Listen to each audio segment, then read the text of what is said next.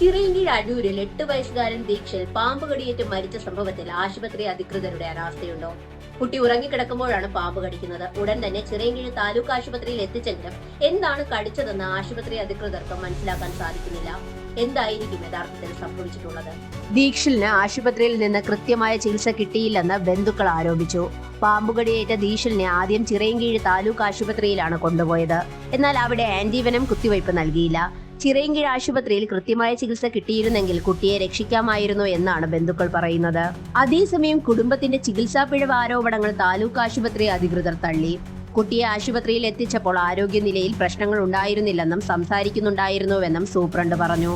Antivenom കുത്തിവയ്പ്പിന് protocol ഉണ്ടെന്നും അത് പാലിച്ചായിരുന്നു നടപടികളെന്നും അധികൃതർ പറയുന്നു. അലർജി പ്രതിരോധിക്കാനുള്ള കുത്തിവയ്പ് നൽകിയിരുന്നു. പരിശോധനയിൽ രക്തം 10 മിനിറ്റിൽ കട്ടപിടിക്കുന്നതായി കണ്ടെത്തി. എന്താണ് കടിച്ചതെന്ന് വ്യക്തമായിരുന്നില്ല. അത്തരം സാഹചര്യങ്ങളിൽ ആന്റിവെനം കുത്തിവയ്പ് നൽകുന്നതിൽ നിയന്ത്രണങ്ങളുണ്ടെന്നും അധികൃതർ പറയുന്നു.